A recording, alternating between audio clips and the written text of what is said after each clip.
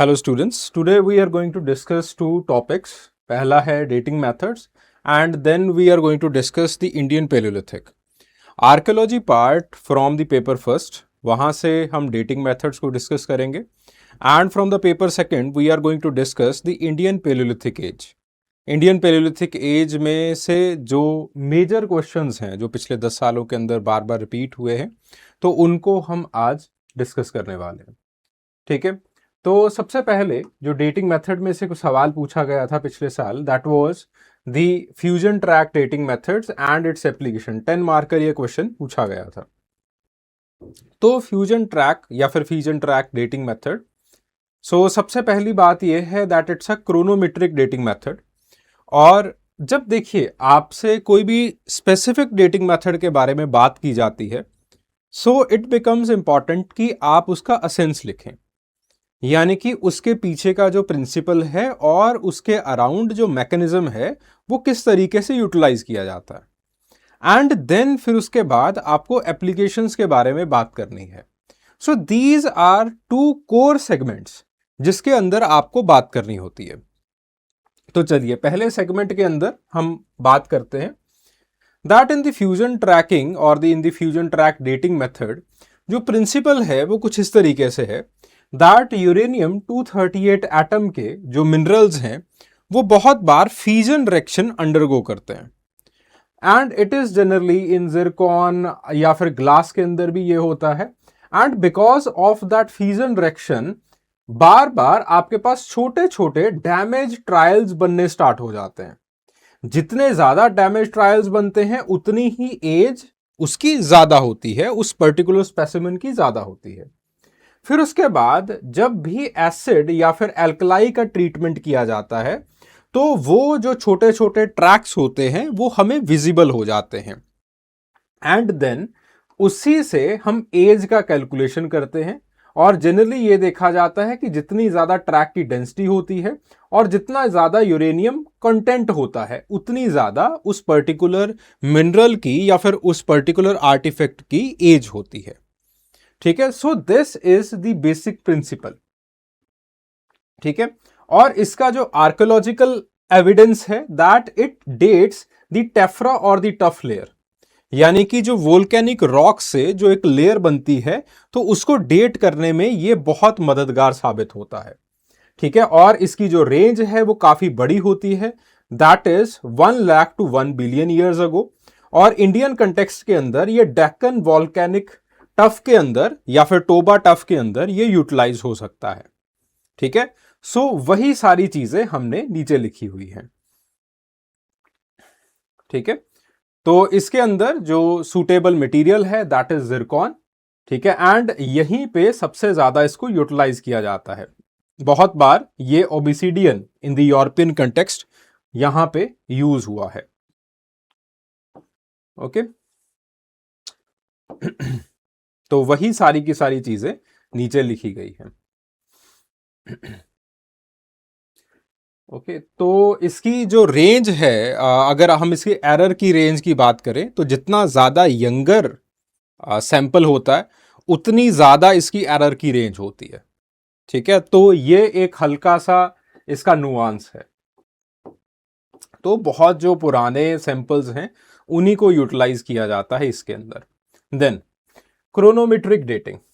अब सबसे पहले इसको देखिए, क्रोनोमेट्रिक डेटिंग। मीट्रिक का मतलब है जिसको मेजर किया जा सकता है। जब हम टाइम को एग्जैक्टली मेजर कर सकते हैं that is known as the chronometric dating. ठीक है, तो टाइम को it is also known as the absolute dating method. ठीक है, तो it refers to the dating method जहां पे हम कैलेंडर एज को एस्टिमेट कर लेते हैं with some error margin obviously. ठीक है, तो हम unlike the relative dating method यहां पे स्पेसिफिक एज के बारे में हमें पता चल जाता है। And there are numerous chronometric dating methods. ठीक है, और यहीं से हम अगला जो सवाल है वो भी प्रेडिक्ट करेंगे कि क्या आने वाला है। तो सबसे पहली जो बात आती है that is the radiometric dating method. Radiometric dating method ये ऑर्गेनिक रिमेन्स को डेट करने के लिए रेडियोकार्बन डेटिंग मेथड सबसे पहली बात आती है इसमें। ठीक है, रेडियोमेट्रिक में जहां पे जो आपकी रेंज है वो 300 से लेके 50,000 साल की होती है। फिर उसके बाद potassium argon and argon argon dating आ जाती है, जहां पे 1 लाख से बिलियन ईयर की आप रेंज पकड़ सकते हैं। देन उसके बाद बात आती है यूरेनियम डेटिंग की, जहां पे आप 500 से लेके 5 लाख साल तक की डेटिंग की बात जो है वो या फिर डेटिंग कर सकते हैं। सो this is the first kind of dating method, that is the radiometric, जिसके सब सेक्शंस के अंदर रेडियो कार्बन या फिर कार्बन 14 डेटिंग जिसको कहते हैं, potassium argon argon argon and uranium series आ जाती है। Then we have the trapped charge dating method. Trapped charge के अंदर दो तरह के डेटिंग मेथड्स आते हैं। The first is the thermoluminescence, then you have the OSL. Thermoluminescence ज्यादातर पॉटरी के अंदर या फिर हर्ट्स के अंदर, चूल्हों के अंदर यूज किया जाता है। देन इन दी ओएसएल ज्यादातर जो आपके पास फील्ड स्पार है या फिर क्वार्ट्ज के कुछ टूल्स बने हुए हैं वहां पे इसको यूटिलाइज किया जाता है। Then we have the dendrochronology which is also known as the incremental dating method, जहां पे हम ट्री की जो एनुअल पोजीशंस हैं उनको हम नापते हैं, उनको हम देखते हैं and according to those rings हम ये एस्टिमेट करते हैं कि डेटिंग कितनी होगी, क्या होगी। Then we have seen or there are the magnetic dating methods. अब यूपीएससी यहां तक पूछ चुका है। यूपीएससी ने ऑलरेडी रेडियोमेट्रिक डेटिंग के बारे में पूछ लिया है, जो थर्मोल्यूमिनेंस है या फिर ओएसएल है। ओएसएल के बारे में अभी अच्छे से पूछा नहीं है, तो इसको एक बार देख लीजिएगा अच्छे से। डोंडोक्रोनोलॉजी के बारे में बहुत बार क्वेश्चंस आ चुके हैं। अभी जो बारी है that is the magnetic dating method, ठीक है, और इसके बारे में एक बार जरूर पढ़ना है। तो देयर इज द आर्कियोमैग्नेटिज्म, ठीक है, that is very much context dependent और यहां पे मास्टर कर्व्स की जरूरत पड़ती है और फायर स्ट्रक्चर्स को यहां पे एनालाइज किया जाता है, ठीक है। After the lectures again on the Telegram channel I will try to give the content, ठीक है, कि आपके पास जो आर्कियोमैग्नेटिज्म है वो किस तरीके से काम करता है। And along with that we have the palaeomagnetism, जो कि ज्यादातर सेडिमेंट्स और रिवर साइड्स के अंदर यूटिलाइज किया जाता है। सॉरी। ठीक है, तो मैग्नेटिक डेटिंग मेथड से सवाल आ सकते हैं। ओके, तो ये जो डेटिंग मेथड्स हैं इस सब के अंदर एरर्स होते हैं। इन सब के अंदर एरर्स को सही करने के लिए या फिर इनको ऑप्टिमाइज करने के लिए हम ये 4 तरह के जो सीक्वेंसेस हैं वो बिल्ड करते हैं या फिर इनको कैलिब्रेट करते हैं। स्टैटोग्राफिक मेथड्स को यूज किया जाता है इन सारे मेथड्स के साथ। उसी के साथ साथ एक से ज्यादा डेटिंग मेथड्स को यूटिलाइज किया जाएगा। जैसे फॉर एग्जांपल हम पोटेशियम आर्गन को यूटिलाइज कर रहे हैं, तो पोटेशियम आर्गन को यूटिलाइज करते करते हम साथ के साथ एक यूरेनियम बगल में ही कुछ ऐसा सैंपल लेंगे उसी सेडिमेंट के अंदर, यहां पे हम यूरेनियम या फिर थर्मोल्यूमिनेंस को यूज कर सकें। सिमिलरली अगर हम रेडियो कार्बन डेटिंग मेथड को यूज कर रहे हैं तो उसी के साथ साथ हम कोशिश करेंगे कि उसी स्ट्रेटा में हमें कोई पेड़ मिल जाए जहां पे हम डोंडोक्रोनोलॉजी को भी यूज कर सके। तो इस तरीके से there are different methods that are calibrated with each other and with the help of that particular calibration हम कोशिश करते हैं कि बेहतरीन से बेहतरीन, कम से कम एरर वाली आपको डेट निकाल के दे सकें। Along with that there is the calibrations, कि हम इंडिपेंडेंट स्टैंडर्ड्स को देखते हैं और जो रॉ डेटा है ऑलरेडी हमारे पास होता है उसके साथ हम एक कैलिब्रेशन कर्व बनाते हैं जहां से again will try to have the best date for us. और उसी के साथ साथ we have the Bayesian modelling. इन तीनों में से या फिर इन चारों में से जो बेजियन मॉडलिंग है ये सबसे ज्यादा यूटिलाइज की जाती है आजकल। ठीक है, तो एक बार बेजियन मॉडलिंग के बारे में भी पढ़ लीजिएगा, दैट व्हाट इज इट। ठीक है, अलॉन्ग विद दैट जब टेलीग्राम चैनल के ऊपर ये सारा मटेरियल जाएगा, because this particular series it is strictly adhering to the जो पिछले 10 साल के पेपर्स हैं, नहीं तो ये फिर खिंचना शुरू हो जाएगी। ठीक है, तो जो प्रोबेबिलिस्टिक टॉपिक्स हैं जैसे मैग्नेटिज्म हो गया या फिर मैग्नेटिक डेटिंग मेथड्स हो गया, उसी के साथ साथ बेजियन मॉडलिंग होगी। इसका जो कंटेंट है that I will deliver on the Telegram channel. ठीक है, so these are the chronometric dating methods, और वही सारी चीजें हमने यहां नीचे लिखी हुई हैं। ओके, यहां पे जो स्कॉलर्स हैं और जो स्कॉलरली व्यूज हैं दे आर वेरी सेकेंडरी, तो अगर आप उनको नहीं भी लिखोगे तो कोई ऐसी इशू नहीं है। देन उसके बाद बात आती है the thermoluminescence dating method. Thermoluminescence dating method it's a chronometric dating method, और वहां पे यूटिलाइज किया जाता है जहां पे किसी भी मिनरल को बहुत स्ट्रांगली हीट किया गया हो। ऐसा क्यों है?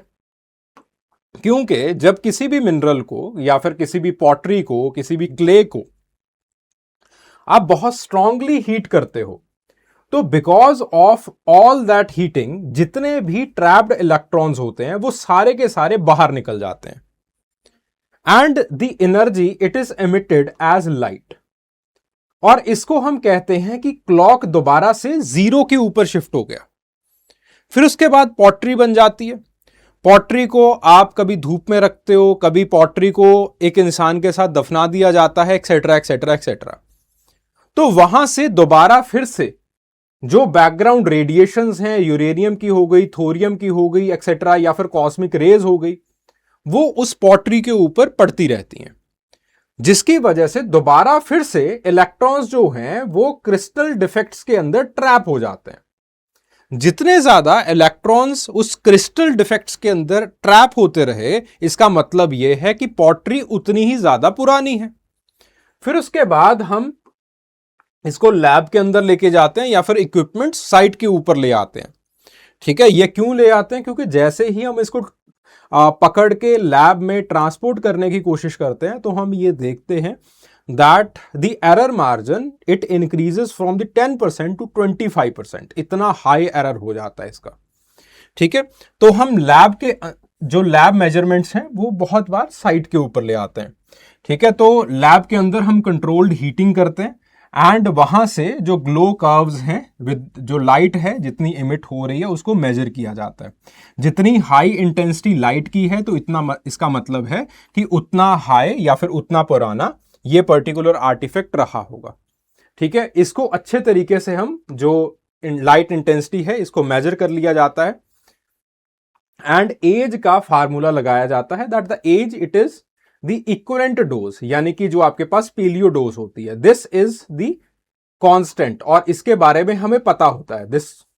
ठीक है, and then the annual dose rate, sorry ये जो है द इक्विवेलेंट डोज या फिर जो पेलियो डोज है, लाइट इंटेंसिटी है, ये जो है वो हमें पता रहता है, this we have calculated, and the annual dose rate of that particular environment, ये हमें पता रहता है उस पर्टिकुलर जगह का। तो वहां से हमें एज के बारे में पता चल जाता है। तो ज्यादातर मिनरल्स जो डेट किए जाते हैं, पॉटरी होती है, बर्न क्ले होती है, जो हर्थ स्टोन्स हैं वो होते हैं, एंड उसी के साथ साथ इसकी लिमिटेशन बहुत ज्यादा है। सबसे बड़ी लिमिटेशन है कि हम ये मान लेते हैं कि क्लॉक जीरो के ऊपर सेट हो चुका है, लेकिन बहुत बार क्लॉक जीरो के ऊपर सेट नहीं होता है। डोज रेट के अंदर अगेन एनुअल डोज रेट हम मान लेते हैं दैट इट इज कांस्टेंट, लेकिन it is also not constant, क्योंकि again we know that there is minima and maxima. अगर हम रेडिएशन जो सोलर रेडिएशन है उसके बारे में भी देखें तो वहां पे भी प्रॉब्लम्स रहती हैं, तो it is not always constant. उसी के साथ साथ कंटेक्चुअल इंटीग्रिटी बहुत बार क्वेश्चनेबल होती है। ठीक है, एंड देन फिर उसके बाद जो एरर मार्जिन हैं they are also very high. 10% से कब 25% की तरफ ये शिफ्ट कर जाता है हमें भी नहीं पता चलता। ठीक है, तो दिस इज बेसिकली इट। ठीक है, so this is the thermoluminescence dating, और उसी चीज को हमने नीचे बताया है कि ये क्रिस्टलाइन मटेरियल्स के ऊपर लगती है, एंड देन उसके बाद जैसे ही आयनाइजिंग रेडिएशन को जो भी आपका क्रिस्टल मटेरियल है it is it moved into that, तो उसकी वजह से आपके पास धीरे धीरे धीरे धीरे जो एक पेलियो डोज है वो बनना स्टार्ट हो जाता है, एंड जब वो बाहर निकलता है हम उसको कैलकुलेट कर लेते हैं, उसको डिवाइड करते हैं एनुअल डोज रेट से, एज निकल के सामने आ जाती है। ठीक है, तो हड़प्पन और चालकोलिथिक इंडियन कंटेक्स्ट के अंदर इसको यूटिलाइज किया गया था। Okay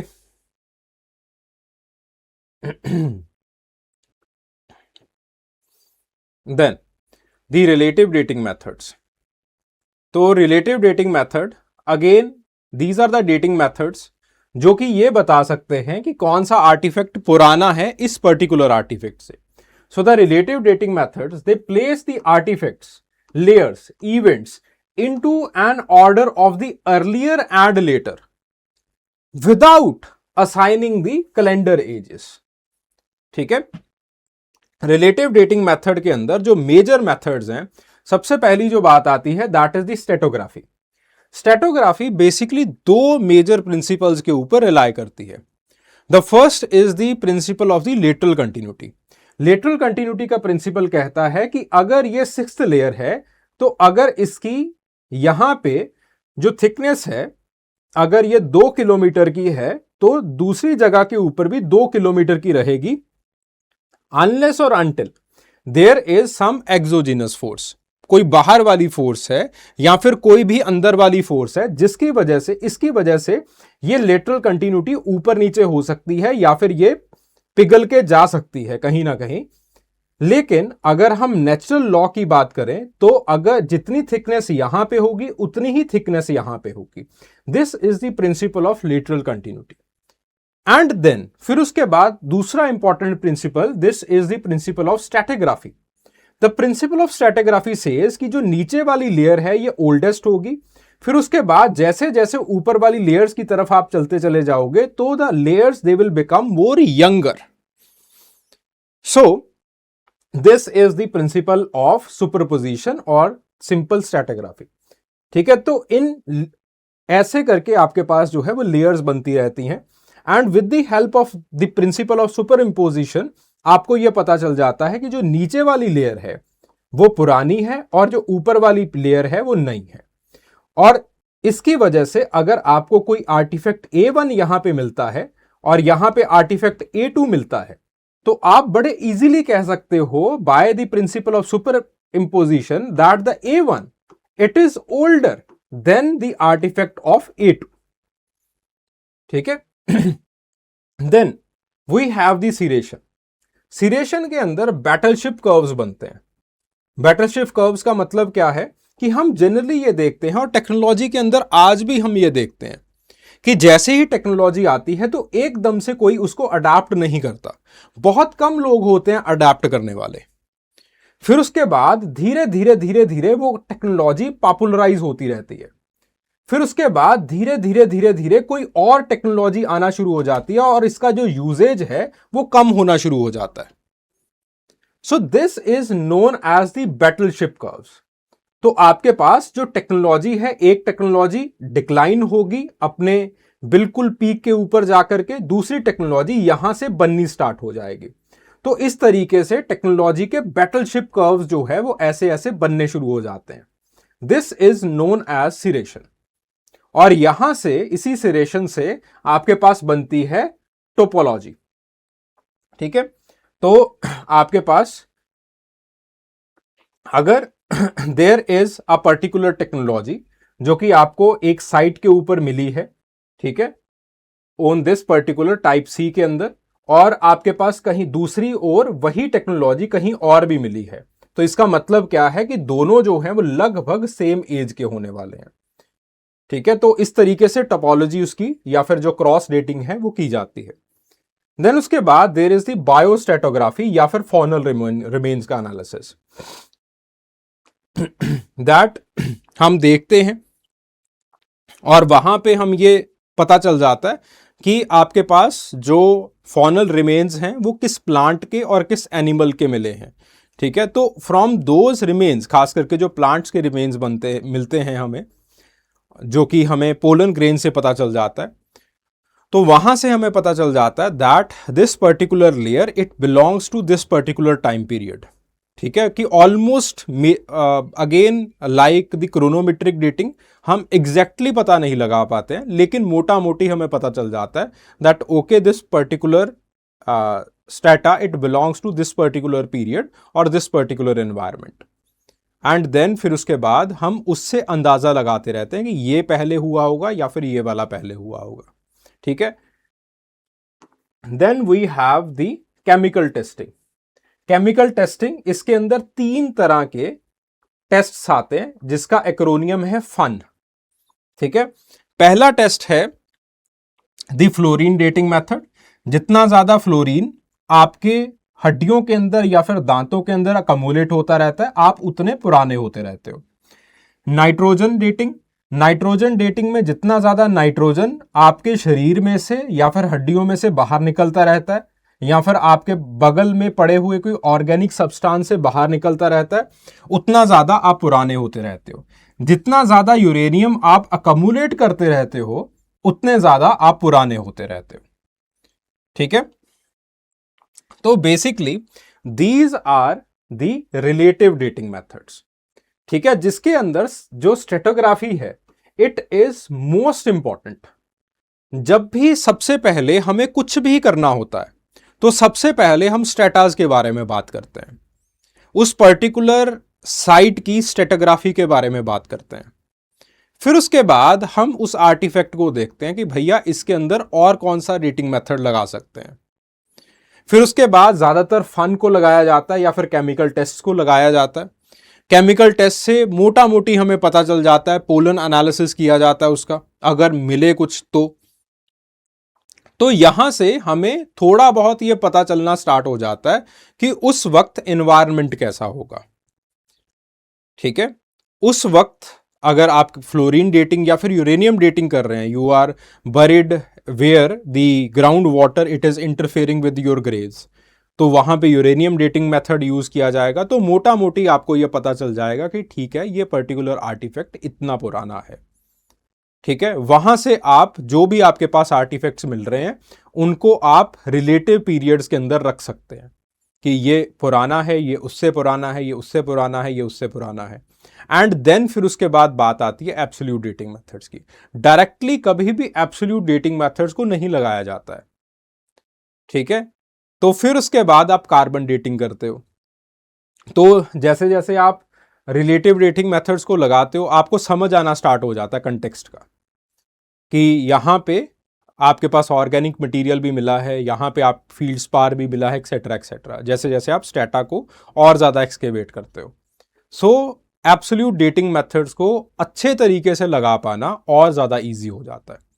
so it is always कि सबसे पहले will try to find out the strata, will try to find out the relative age, फिर उसके बाद धीरे धीरे हम एब्सोल्यूट डेट की तरफ बढ़ते हैं। ठीक है, so this is how the dating it is done of a particular artifact. ठीक है, तो कभी भी एक डेटिंग टेक्निक को यूटिलाइज नहीं किया जाता, there are always enormous dating techniques. ठीक है, एक से ज्यादा होती हैं। तो डिस्टरबेंस की वजह से रिलेटिव डेटिंग मेथड्स ये ऊपर नीचे हो जाते हैं। बहुत बार रीवर्किंग होती है। रीवर्किंग का मतलब क्या है कि आपने एक लकड़ी ली, पहले उससे डंडा बना लिया, फिर उससे कुल्हाड़ी बना ली, फिर उससे स्पीयर बना लिया, this is known as reworking. तो इस वजह से, जो कि बहुत बार हमें सोन, बेलन और नर्मदा टेरेसेस के अंदर मिलता है, इसकी वजह से ये बहुत डिफिकल्ट हो जाता है लगाना। And this is one of the reasons हम ट्रायंगुलेशन को यूज करते हैं। ट्रायंगुलेशन का मतलब है कि हम एक पर्टिकुलर मेथड के ऊपर टिके नहीं रहते, हम अलग अलग मेथड्स को यूटिलाइज करते रहते हैं। ठीक है, देन उसके बाद बात आती है describe the absolute dating methods in archaeology highlighting the importance of each. ठीक है, अब यहां पे again I have made this particular chart. इसी के साथ साथ मैं एक और चार्ट आपको दूंगा। ठीक है, यहां पे कार्बन जो कर्व्स है ना, वो यहां पे हल्का सा ब्रेक लेते हैं, तो इसके अंदर ब्रेक नहीं शो किया हुआ है। चलो एनी हाउ, तो these are the absolute dating methods. तो सबसे पहला जो डेटिंग मेथड आता है दैट इज डोंडोक्रोनोलॉजी। देन उसके बाद रेडियो कार्बन डेटिंग्स होती हैं, देन उसके बाद यूरेनियम सीरीज आ जाती है, देन उसके बाद थर्मोल्यूमिनेंस एंड OSL आ जाता है, देन उसके बाद देयर इज ESR, जिनको बहुत बार हम बाकी और डेटिंग मेथड्स के साथ यूटिलाइज करते हैं। Then we have the fusion track dating method, जो कि ज्यादातर वोल्केनिक मिनरल्स 1 लाख से लेकर के 1 बिलियन ईयर प्लस के जो टेफ्राज हैं उनके अंदर यूटिलाइज किया जाता है। एंड देन उसी के साथ साथ there is argon argon and the potassium argon dating method, जिसका रेंज तकरीबन वैसा ही रहता है। ठीक है, अब डेटिंग मेथड आखिरकार कैसे यूटिलाइज किया जाता है? सबसे पहली चीज आती है कि वहां पे कंटेक्स्ट को देखा जाएगा, जो आर्टिफैक्ट है उसको देखा जाएगा। अगर वहां पे ऑर्गेनिक रिमेन्स हैं तो radio carbon dating it is obvious choice. अगर वहां पे फायर्ड मिनरल्स हैं तो थर्मोल्यूमिनेंस को यूटिलाइज किया जाएगा। अगर सेडिमेंट्स हैं तो OSL यूटिलाइज किया जाएगा। अगर वॉल्केनिक डिपॉजिट्स हैं तो पोटेशियम कार्बन, या फिर आपके पास जो फ्यूजन ट्रैक डेटिंग है उसको यूटिलाइज किया जाएगा। ठीक है, अगर आपके पास फ्लो स्टोन है, सैंड, या फिर आपके पास कुछ लाइमस्टोन के डिपॉजिट्स हैं, वहां पे obviously there will be the uranium series dating. इन सारे डेटिंग मेथड्स को आपस में कैलिब्रेट किया जाता है, वहां पे बेजियन मॉडलिंग भी लगाई जाती है, और बेहतरीन से बेहतरीन पास से पास जो डेट है वो आपके लिए बनाई जाती है। सॉरी। ठीक है, सो इनको जस्ट एक बार रीड कर लीजिएगा। The essence we have already covered. ठीक है, so these are the dating methods. Then ठीक है, देन आगे बढ़ते हैं एट द पेलियोलिथिक एज। बाकी जो मटेरियल है वो एक बार just give it a reading, बार बार इसको रीड करते रहिएगा। ठीक है, जो असेंस है वो हमने डायग्रामेटिकली इसके अंदर ऑलरेडी इंक्लूड कर रखा है। Then the Soanian cultural tradition, we have already done these questions, तो मैं थोड़ा सा यहां पे स्पीडी रहूंगा। ठीक है, बिकॉज सोहनियन ट्रेडिशन हमने पेपर फर्स्ट में जब ये क्वेश्चन आए थे कि इंडियन पेलियोलिथिक को बताइए, इंडियन पेलियोलिथिक के 2 मेजर ट्रेडिशंस को बताइए, तो उसके अंदर सोहनियन ट्रेडिशन को हमने बड़े आराम से किया था। ठीक है, तो सोहनियन ट्रेडिशन ये शिवालिक के सब हिमालयाज का जो पेबल टूल्ड इंडस्ट्री है उसके ट्रेडिशन को हम कहते हैं। यहां पे आपके पास जो फ्लूवियल टेरेस डिपॉजिट्स हैं वो हुए हैं, सोनियन पोटवार लैंडस्केप के ऊपर ये मौजूद है। ठीक है, so these are very simple points जो कि आपको इंट्रोडक्शन के अंदर लिखने हैं। देन उसके बाद आप आगे बढ़ते हैं। जो सबसे इंपॉर्टेंट बात है जो सोहनियन ट्रेडिशन को रिप्रेजेंट करती है और हमारे जानने का विषय बनाती है वो ये है, that is Movius line. Soanian tradition Bharat का एक ऐसा ट्रेडिशन है जहां पे ओल्ड वन लाइक टूल्स मिलते हैं। इसी के साथ साथ जैसे जैसे आप लोअर पेलियोलिथिक में इंडिया के बाकी साइट्स को देखना शुरू करोगे वहां पे आपको अशूलियन टूल्स मिलेंगे। तो सोहनियन ट्रेडिशन या फिर जो सोहन वैली है वो मूविस लाइन की थोड़े से नॉर्थ पोजीशन के ऊपर मौजूद है। ठीक है, अब there is a Movius line hypothesis जो कि कहती है that this is the imaginary line, और इसके ऊपर वाले सारे के सारे ओल्ड वन टूल्स हैं और इससे नीचे वाले सारे के सारे अशूलियन टूल्स हैं। ठीक है, तो मूविस लाइन जो है वो उसका एनवायरनमेंट और सोहन वैली की जो बनतर है वो कुछ ऐसी थी कि वहां पे रहने वाले लोगों को अशूलियन टूल्स बनाने की जरूरत नहीं पड़ी, तो उन्होंने बेसिकली ओल्ड वन टूल्स के साथ ही अपना जो गुजारा है वो लोग करते रहे। तो ये सोहन वैली पोटवार प्लेट्यू के ऊपर मौजूद है पंजाब के पाकिस्तान के पंजाब में, और फिर उसके बाद ये जो पोटवार प्लेट्यू के टूल्स हैं देन उसके बाद ऐसे ही टूल्स कुछ हिमाचल के अंदर भी मिलते हैं, पंजाब हरियाणा हिमाचल प्रदेश में मिलते हैं। ठीक है, यहां पे this is the movies line. अगर हम इसके टेरेस को देखें, जो सोहनियन टेरेस है, अगर हम इसको देखें तो जैसे यूरोपियन कंटेक्स्ट में हम देखते हैं that there are glacials and the interglacial periods, बिल्कुल वैसा ही आपको सोहनियन या फिर सोहन वैली में भी या फिर सोहनियन टेरेस कंटेक्स्ट के अंदर भी मिलता है। ठीक है, so this is the diagrammatic representation, और ऐसा ही कुछ डी टेरा पीटरसन ने भी हमें बना के दिया था। तो इसका जो सबसे पहला डिपॉजिट्स है जिसको हम ग्लेशियल टी नॉट कहते हैं, that belongs to the middle Pleistocene. ठीक है, फिर उसके बाद आपके पास इंटरग्लेशियल पीरियड आता है, that is known as the T1। ठीक है, it is also known as the early Soanian period. ठीक है, फिर उसके बाद आप और नीचे चलते हैं तो आपको ग्लेशियल डिपॉजिट्स, दो ग्लेशियल डिपॉजिट्स नजर आते हैं। एक ग्लेशियल डिपॉजिट है जो कि ग्रेवल बेसिन का बना हुआ है, पोटवार ग्रेवल का बना हुआ है। दूसरा जो है वो it is made of the loses deposit. Loses deposits वो डिपॉजिट होते हैं जो कि ग्लेशियर बनाता है। तो यहां पे दो तरह के डिपॉजिट्स आपको मिलेंगे। फिर उसके बाद और आप आगे चलेंगे तो आपको फिर से इंटरग्लेशियल पीरियड, दूसरा जो इंटरग्लेशियल पीरियड है वो मिलता है। दूसरे इंटरग्लेशियल पीरियड के अंदर दोबारा फिर से आपको दो टेरेसेस मिलते हैं, एक लोसिस टेरेस एंड दूसरा जो है वो आपके पास पेबल्स। फिर उसके बाद फिर से ग्लेशियल पीरियड आता है, फिर से आपके पास जो है वो एक पोस्ट ग्लेशियल पीरियड जिसको हम T5 कहते हैं वो आता है। तो जो मेजर टेरेसेस हैं वो यहां पे T1, T2, T3, T4 and T5, ये 5 तरह के मेजर टेरेस हैं। ठीक है, और उसी तरीके से इसका नाम रखा गया है। T1 it denotes the early Soanian period, T2 it denotes the late Soanian period. ठीक है, the T3 it denotes the Potwar silt या फिर आपके पास मैच्योर सोहनियन इसको कहा जाता है। ठीक है, T4 इसको इवॉल्व्ड सोहनियन कहा जाता है and then we have the post Soanian. So इस तरीके से आपके पास जो एक, this is the diagrammatic representation of the Soanian terraces. ठीक है, इससे ज्यादा करने की जरूरत नहीं है, this is more than sufficient. तो बिल्कुल वैसा जैसा यूरोपियन कंटेक्स्ट के अंदर हम ग्लेशियल और इंटरग्लेशियल के देखते थे, बिल्कुल वैसा ही क्रॉस सेक्शंस आपको सोहन वैली के अंदर दिखाई देते हैं। रॉ मटेरियल जो ज्यादातर यूटिलाइज हुआ है दैट इज क्वार्ट्जाइट, और क्वार्ट्जाइट का रॉ मटेरियल हम देखते हैं कि यहां पे सबसे इंपॉर्टेंट है कि rounded cobble short thick reduction आपको जो है वो दिखाई देता है कि जो क्वार्ट्जाइट के स्टोन्स थे उसको बहुत अच्छे तरीके से तराशा नहीं गया है।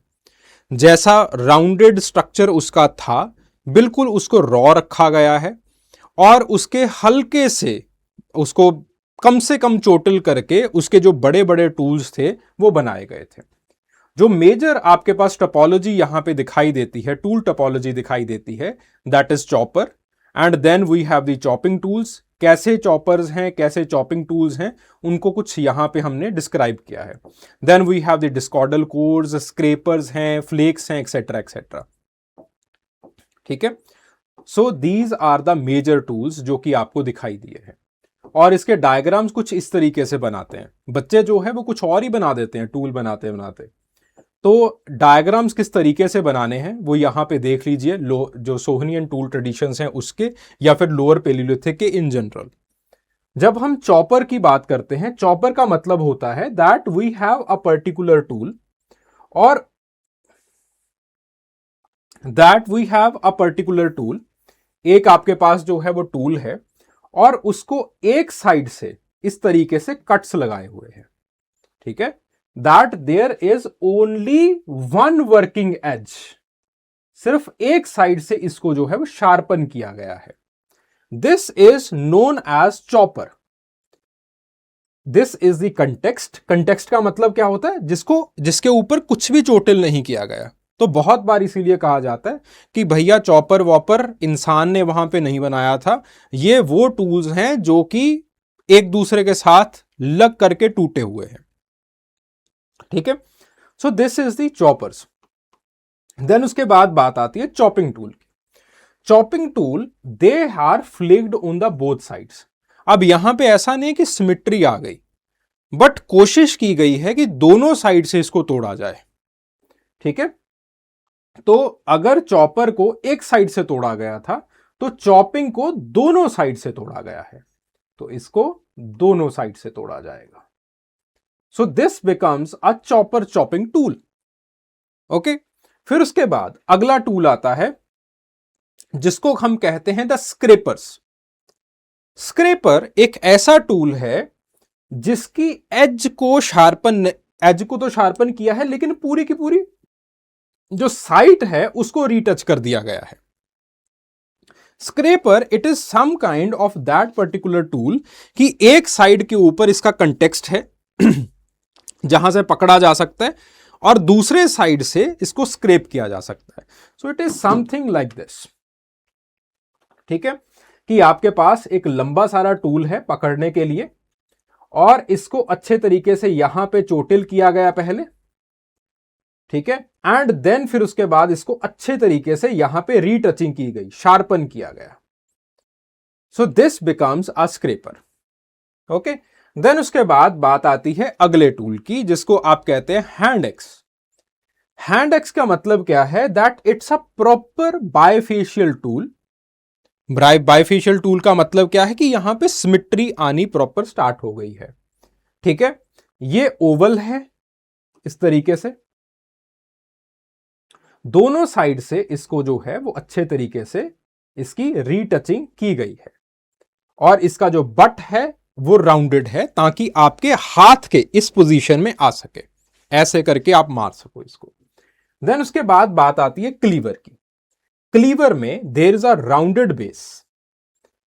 उसी के साथ साथ दूसरी बात आती है कि इसके जो एजेस हैं उसको भी शार्पन किया गया है, इसके जो एजेस हैं उसको भी शार्पन किया गया है। उसी के साथ साथ जो ऊपर वाली साइड है इसको ऐसे मार करके स्ट्रेट कर दिया गया है और इसको फिर से अच्छे तरीके से रीटच किया गया, शार्पन किया गया। This is known as a cleaver. Okay, so on the basis of making of a particular tool हमने इनको इस तरीके से बताया है। ठीक है, तो जैसे ही हैंड एक्स आता है तो आपको समझ में आ जाना चाहिए कि भैया इस टूल को कैसे बनाया गया है। जैसे ही क्लीवर की बात आती है तो आपको समझ में आ जाना चाहिए कि ठीक है, क्लीवर को इस तरीके से बनाया गया। तो ऐसे आपको डायग्राम्स बनाने होते हैं। कोई भी बच्चा डायग्राम अच्छे नहीं बनाता, पता नहीं क्या बना के आते हो आप लोग। ठीक है, देन उसके बाद अशूलियन का क्या रिलेशन है? अशूलियन का कुछ रिलेशन नहीं है। तो पहली चीज तो यही आती है कि सोहनियन कल्चर बिल्कुल इंडिपेंडेंट ट्रेडिशन था, इसका अपना इकोलॉजी हुआ करता था, अपना इनके फंडामेंटल वेरिएंट्स हुआ करते थे और अपने तरीके के ये लोग जो है वो टूल्स बनाया करते थे। ठीक है, तो जिन लोगों ने इसके ऊपर काम किया है दैट इज पी.आर. चौहान, बिनफोर्ड ने कुछ आके काम किया था, डिटेरा पीटरसन ने इसके ऊपर जो है वो सबसे पहले इन्होंने ही काम किया था, डिटेरा पीटरसन ने। Then the next question, distinctive features and the distribution of the upper palaeolithic of India. ठीक है,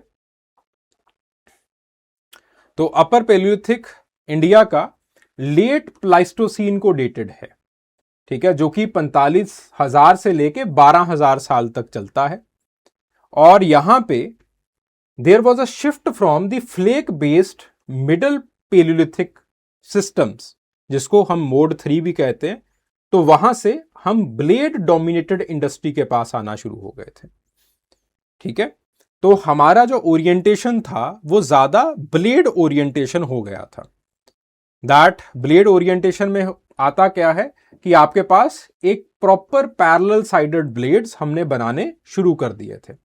सो we had the prismatic cores और उनका डेवलपमेंट, उसकी बार बार रीटचिंग करना और प्रॉपर आपके पास एक पैरेलल साइडेड ब्लेड बनाना, वो हमने यहां पे शुरू कर दिया था।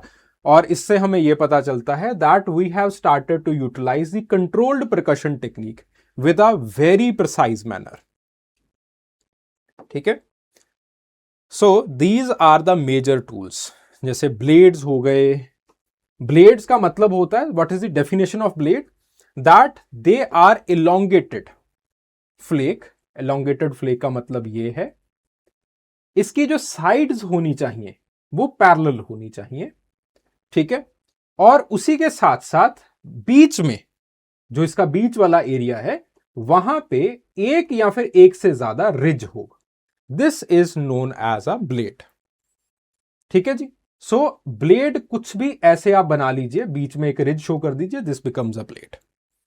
ओके, और यहां पे पैरेलल साइड्स लिखिए, यहां पे एलोंगेटेड फ्लेक लिखिए, या फिर रहने दीजिए, यहां पे बीच में रिज को मेंशन कर दीजिए, तो it becomes a diagram of a blade.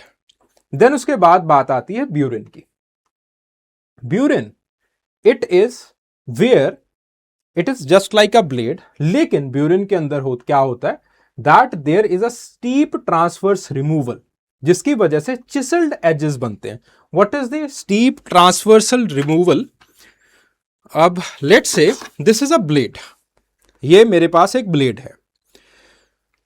अभी तक हम क्या कर रहे थे कि रीटचिंग जब करते थे या फिर इसको जब हम प्रिकशन करते थे, तो कुछ इस तरीके से मैं हैमर लेता था और इसको इस तरीके से मारा जाता था। ठीक है, हम कुछ इस तरीके से इसको मारा करते थे। लेकिन अब ब्यूरिन बनाने के लिए मैं क्या करूंगा कि इसको यहां पे रखूंगा। ठीक है, इसको यहां पे रखूंगा और यहां पे रख करके ऊपर से मैं इसको मारूंगा। तो बेसिकली होगा क्या कि यहां से एक फ्लेक रिमूव हो जाएगा, फिर उसके बाद फिर से मैं यहां पे इसको रखूंगा, फिर से मारूंगा, फ्लेक रिमूव हो जाएगा। तो इस तरीके से आपके पास एक पर्टिकुलर टूल बनता है विच हैज द चिसल्ड एजेस, और यहां से आपके पास एक बहुत अच्छा स्टीप ट्रांसवर्स रिमूवल हो जाता है। और इसका जो फंक्शन रहता है वो यही रहता है कि आपके पास कुछ इंग्रेविंग वगैरह एंटलर या फिर वुड्स वगैरह के ऊपर की जा सके। It is known as a burin. ठीक है, देन उसके बाद बात आती है द एंड स्क्रेपर्स की। ठीक है, एंड स्क्रेपर्स, यहां पे एक रीटचिंग हो जाती है distal end of the blade और फ्लेक के ऊपर।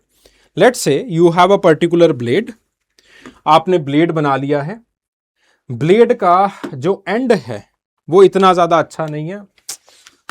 इंडिया के अंदर कैसे मिलते हैं हमारे पास एंड स्क्रेपर कम ब्लेड्स मिलते हैं, हमें बड़े अच्छे मिलते हैं इंडिया में। मबीत का पटने में उनकी जो संकालिया साहब हैं, बड़े अच्छे तरीके से उन्होंने डॉक्यूमेंट किया था। तो इंडिया के जो एंड स्क्रेपर कम ब्लेड्स हैं वो कुछ इस तरीके से दिखाई देते हैं। ये ठीक है, एक नॉच भी बन जाती है, तो यहां पे एक रिज आ जाता है जो कि इसको स्ट्रेंथ प्रोवाइड करता है। ठीक है, फिर उसके बाद यहां पे शार्पनिंग बड़े अच्छे तरीके से की जाती है, फिर उसके बाद यहां पे दोबारा फिर से इसको घिसा जाता है, रीटचिंग की जाती है, and it also becomes a notch. तो this is the Indian blade and scraper cum blade, ऐसे इंडिया के अंदर आपको मिलते हैं। ठीक है, तो देन उसके बाद बात आती है दी बैक्ड ब्लेड और दी ब्लेडलेट्स। इसमें एक ही एज को ब्लंट किया जाता है and there is steep retouching. ठीक है, जैसे हम पेंसिल के अंदर पेंसिल को शार्प करते वक्त हम करते हैं, बिल्कुल वैसा होता है। Then you have the truncated blade, दोनों एजेस को अच्छे तरीके से रीटच किया जाता है और बिल्कुल स्ट्रेट एज बनाए जाते हैं। तो कुछ ऐसे टूल्स आपको मिले हैं। ठीक है,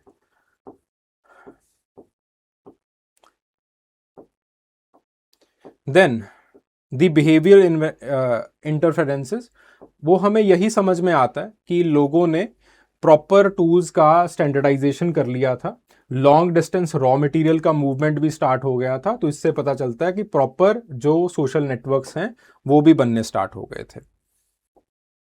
ठीक है, तो ये जो है these are some of the sites of the upper palaeolithic India. Central India, the major sites they are Bhimbetka, Adamgarh. Deccan Maharashtra के अंदर गोदावरी, भीम बेसिन, पटने, चिरखी, निवेसा वाली जो साइट्स हैं। And then in the South India, Krishna Tungabhadra के अराउंड ज्वालापुरम।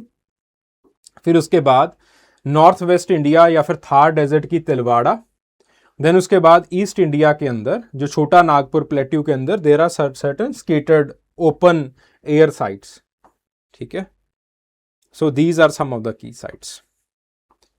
इनको जस्ट एक बार देख लीजिएगा, किस किसने इसको डिस्कवर किया, थोड़ा बहुत इसको देख लीजिए। ठीक है, जो मेजर काम है that we have already done. Blades क्या होते हैं, ब्यूरिन्स क्या होते हैं, that we have already done. ठीक है, तो वही सारी चीजें यहां पे लिखी गई हैं। Then the important palaeolithic sites of South India plus उनका सिग्निफिकेंस क्या है, इसके बारे में हमें बात करनी थी इस क्वेश्चन के अंदर। So what are the important lower palaeolithic sites, हमें क्योंकि एक जनरल पेलियोलिथिक साउथ इंडिया के बारे में बात करनी है यहां पे।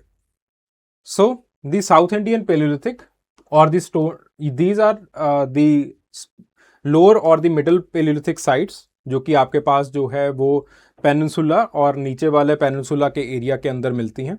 यहां पे it is dominated by the Acheulian large cutting tool systems, LCTs, and these LCTs, they are very much comparable to what we have seen in the European culture.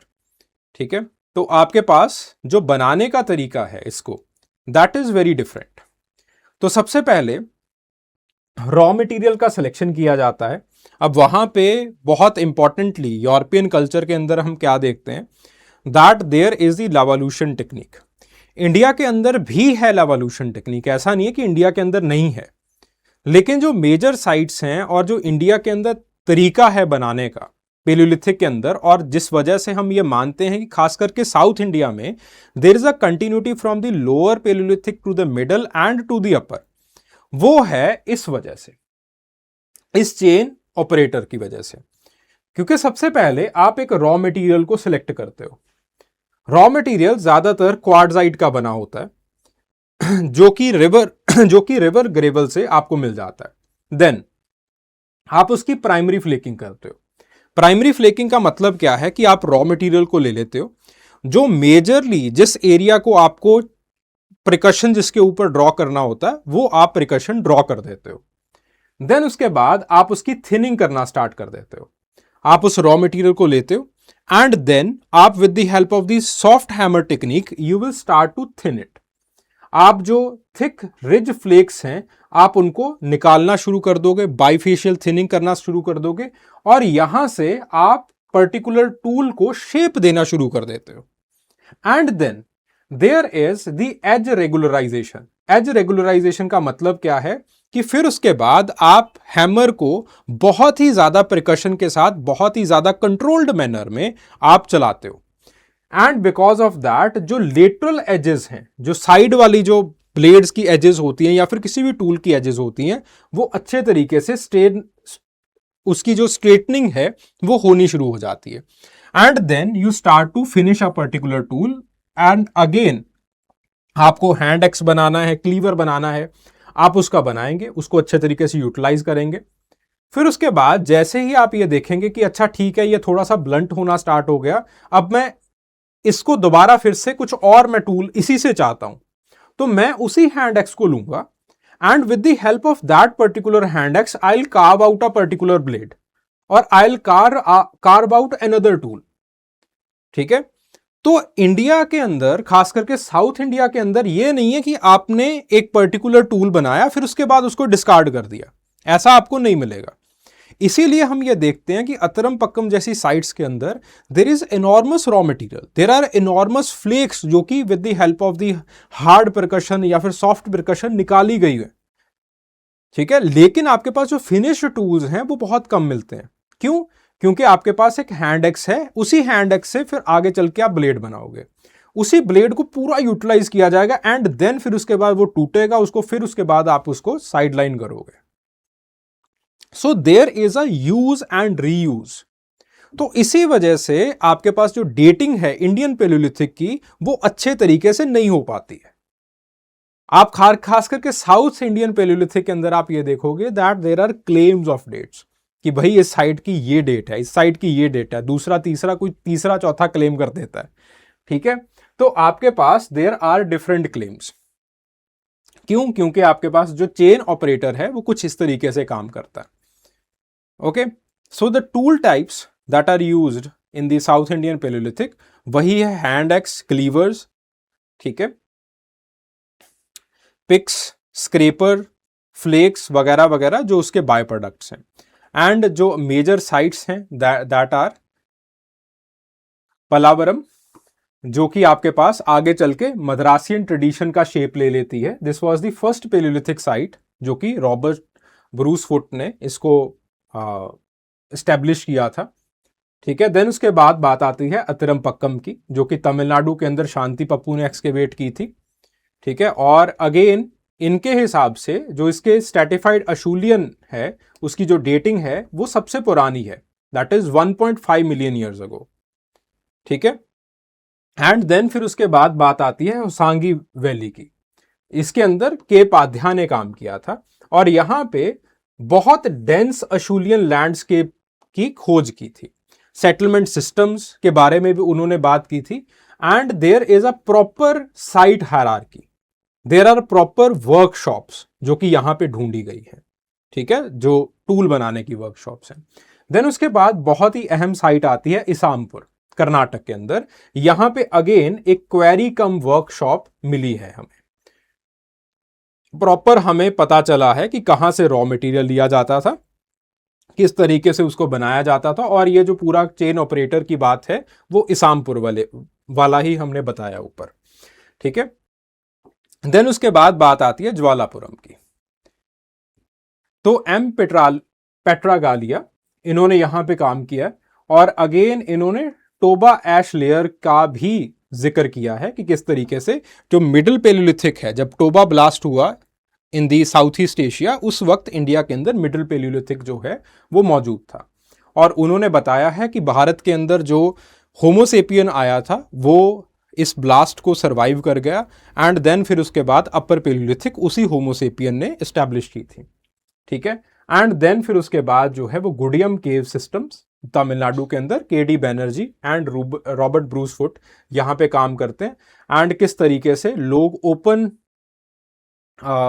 लोग जो है वो शेल्टर के अंदर रहना शुरू कर रहे थे, उसके बारे में यहां पे काम, या फिर यहां पे जो है वो बात उसके बारे में की जाती है। ठीक है, so these are the major sites of the South India. यहाँ पे मैंने जो मेजर साइट्स हैं, ओल्ड वन टूल्स, जहाँ पे आपको ओल्ड वन लाइक टूल्स जहाँ पे मिले हैं, क्योंकि ज्वालापुरम के अंदर ओल्ड वन टूल्स और मिडिल पेलियोलिथिक के टूल्स इकट्ठे होते हुए मिलते हैं आपको। उसी के साथ साथ आपके पास अतिरमपक्कम के अंदर अशूलियन टूल्स और मिडिल पेलियोलिथिक टूल्स भी मिलते हैं। इसामपुर के अंदर प्रॉपर आपके पास एक लोअर पेलियोलिथिक की साइट है। चिरखी निवासा लोअर की साइट अशूलियन टूल्स की साइट है। हाथनोरा में अच्छे पटने के अंदर आपको अच्छे अशूलियन टूल्स, बोरी में अच्छे अशूलियन टूल्स जो है वो मिलते हैं। ठीक है, अद्दी चढ़ीवाओ वहाँ पे आपको जो है वो अच्छे अशूलियन टूल्स मिलते हैं। ठीक है, दिदवाना में अच्छे टूल, तो वहाँ पे उस हिसाब से आई हैव मार्क्ड। ठीक है, तो जब भी ये बात आती है कि इंडिया के अंदर old one tools they are only in the Soanian basin, तो ये बात गलत है। They are also present in Jwalapuram and they are also present in Kanha में भी प्रेजेंट हैं, और आपके पास जो है वो बम्बरी में बम्बुरी के अंदर भी प्रेजेंट हैं। ठीक है, तो दिमाग में ये दो जो मेजर साइट्स हैं ये रखनी है कि नीचे भी old one like tools present हैं। ठीक है, तो साउथ इंडिया के अंदर अगेन द सेटलमेंट सिस्टम्स, इसके अंदर क्वेरीज भी आ जाती हैं, जो वर्कशॉप साइट्स हैं वो भी आ जाती हैं, जो आपके पास एक्टिविटी हैबिलेशन स्कैटर्स हैं, जैसे फिनिश टूल्स हो गए, जैसे शेपिंग ऑफ द फ्लेक्स हो गई, या फिर आपके पास जो है वो जैसा आपको होसांगी बेसिन के अंदर मिलता है, so that is also present. Cave shelters भी प्रेजेंट है साउथ इंडिया के अंदर। सो एक काफ़ी ज़्यादा कंटिन्यूटी प्लस एक डाइवर्सिफाइड साइट्स जो है वो यहाँ पे मिलती हैं। सो जो सबसे इंपॉर्टेंट बात है, it challenges the movies line, क्योंकि जो ओल्ड वन लाइक टूल्स हैं वो आपको नीचे भी मिल रहे हैं, अतिरमपक्कम वगैरह के अंदर भी आपको मिल रहे हैं। ठीक है, और इसकी जो डेट्स हैं, खास करके जो अतिरमपक्कम की डेट है which is dating back to 1.5 million years ago, तो ये पूरा का पूरा जो इंडियन हिस्ट्री का मैप है उसको रीड्रॉ करता है। देन उसके बाद जो टेक्निक रिकंस्ट्रक्शन की है कि किस तरीके से इसामपुर के अंदर इन सीटू मैन्युफैक्चरिंग हुआ करती थी, क्वेरी कम वर्कशॉप हुआ करती थी, तो इंडिया के अंदर जो होमोसेपियन आया था वो बहुत ही ज़्यादा डेवलप्ड था। ठीक है, बहुत ही ज़्यादा एडवांस था, ये जो है वो हमें पता चलता है। ठीक है, और उसी के साथ साथ हमें जो मिडिल पेलियोलिथिक का इमर्जेंस है उसके एविडेंसेस भी हमें साउथ इंडियन पेलियोलिथिक के अंदर या फिर लोअर पेलियोलिथिक के अंदर ही मिल जाते हैं। ठीक है, so this was the Indian palaeolithic age. ठीक है, चलिए चलिए, थैंक यू वेरी मच। ठीक है, रॉबर्ट ब्रूसफुट का एक क्वेश्चन रह गया आई थिंक। ठीक है, चलिए उसको पढ़ लीजिएगा। द क्वेश्चन वहां पे it is the descriptive question. ठीक है, कि क्या क्या साइट्स उन्होंने डिस्कवर की थी। अतरमपक्कम आ गया आपके पास, जो है वो गुडियम केव सिस्टम्स आ गया, जो फिर उसके बाद उन्होंने आंध्र प्रदेश, तमिलनाडु, कर्नाटक, महाराष्ट्र के अंदर जो है वो काफ़ी सारे सर्वेज करवाए थे। फिर उसके बाद उन्होंने करनूल केव सिस्टम्स के अंदर जो है वो शेल्टर कंटेक्स्ट में लोग किस तरीके से रहा करते थे उसके बारे में उन्होंने बात की थी। So he suggested this particular palaeolithic. जो हम ट्रेडिशन की बात करते हैं तो उनका ये सजेशन था कि यहाँ पे जहाँ जहाँ पे आपके पास लार्ज कटिंग टूल्स मिलते चले जाएं, हैंड एक्सेस, क्लीवर्स वगैरह वगैरह, वहाँ पे इंडियन पेलियोलिथिक ट्रेडिशन की बात की जाए। ठीक है, एंड देन फिर उसके बाद इनका मानना था कि पेलियोलिथिक के बाद इंडिया के अंदर सीधा सीधा ही जो है वो नियोलिथिक या फिर लेटर इंडस्ट्रीज जो है वो डेवलप हो गई, बीच में कुछ डेवलप नहीं हुआ। तो एच डी संकालिया साहब आते हैं और कहते हैं कि फुट साहब नहीं, ऐसा नहीं है, इंडिया के अंदर भी बिल्कुल वैसा ही ट्रेडिशंस जो है वो डेवलप हुए हैं। हाँ, अगर आप यूरोपियन साइट्स के साथ आप उसको कंपेयर करेंगे तो इंडिया का जो कंटेक्स्ट है, इंडिया का जो एनवायरनमेंट है, that is way different from the Europe. तो आप फिर उसके बाद सिरेशन जो है वो अच्छे तरीके से स्टैब्लिश नहीं कर पाएंगे। ठीक है, so this is his contribution. Okay, चलिए चलिए, थैंक यू वेरी मच। ठीक है, तो आज हमने जो इंडियन पेलियोलिथिक है वो किया है। कल विल मूव टूवर्ड्स द मेसोलिथिक्स। ठीक है, और उसी के साथ साथ एक टॉपिक जो है will try to pick up of the socio cultural anthropology. ठीक है, जो कि पेपर फर्स्ट का होगा। चलिए, थैंक यू वेरी मच।